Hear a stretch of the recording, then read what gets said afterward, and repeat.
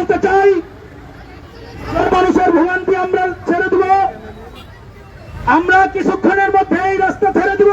কি করতে হয় সেটা জেনে গেছি। এই আন্দোলনের রাজপথের লড়াকু সৈনিক মৌলানা মোহাম্মদ মশিউর রহমান, একজন আলেম জনাব মোহাম্মদ ফাহাদুল ইসলাম ফাহাদকে তার বক্তব্য দেওয়ার জন্য অনুরোধ করছি। তাদের সকলের দায়িত্ব আমাদের উপরে দিয়েছে। 5 আগস্টের পরে থানায় ঢোকার সাহস আপনারা পাইতেন না। এই বাংলাদেশের 18 কোটি মানুষের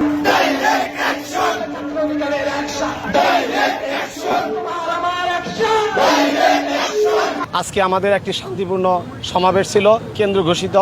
সেই কেন্দ্র ঘোষিত সমাবেশ আমরা আমাদের কেন্দ্রীয় কার্যালয়, আমাদের জেলা কেন্দ্রীয় কার্যালয় থেকে শুরু করে আমরা বিভিন্ন সড়ক আমরা প্রদক্ষিণ করি।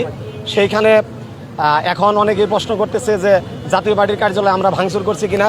হয়তো এরকম হতে পারে, যেহেতু আমাদের সমাবেশ এবং বিক্ষোভ মিছিলকে বিতর্কিত করার জন্য তারা এই ধরনের একটা ঘটনা ঘটিয়ে সেটা ভিন্ন খাতে প্রভাবিত করার জন্য আজকে গণ অধিকার পরিষদের নামে চালিয়ে দিতে পারে। আপনারা মিডিয়ার লোকজন আছেন, সেটা ভিডিও দেখলে বুঝতে পারবেন সেখানে আমাদের লোকজন ছিল কিনা। আমরা শান্তিপূর্ণ লোক। আমরা 18 সাল থেকে শুরু করে বর্তমান পর্যন্ত আমরা বিভিন্ন অধিকার আদায়ের সংগ্রামে আমরা আন্দোলন সংগ্রাম করেছি।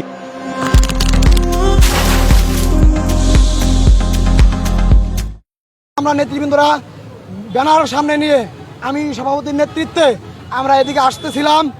আমাদের এই গণ অধিকার পরিষদের বিক্ষোভে শুধু গণ অধিকার পরিষদ ছিল না, দেশের আপামর জনসাধারণের উপস্থিতি ছিল। সেই উপস্থিতিতে পিছন থেকে হয়তোবা জামাত, যেহেতু জাতীয় পার্টির কার্যালয় ছিল, সেদিকে ইট পাটকেল নিক্ষেপ করতে পারে। আমরা যদি ঘোষণা দিতাম জাতীয় পার্টির কার্যালয় টাঙ্গাইলে থাকবে না, তাহলে জাতীয় পার্টির কার্যালয়ের একটা ইট, একটা টিন সেখানে থাকতো না।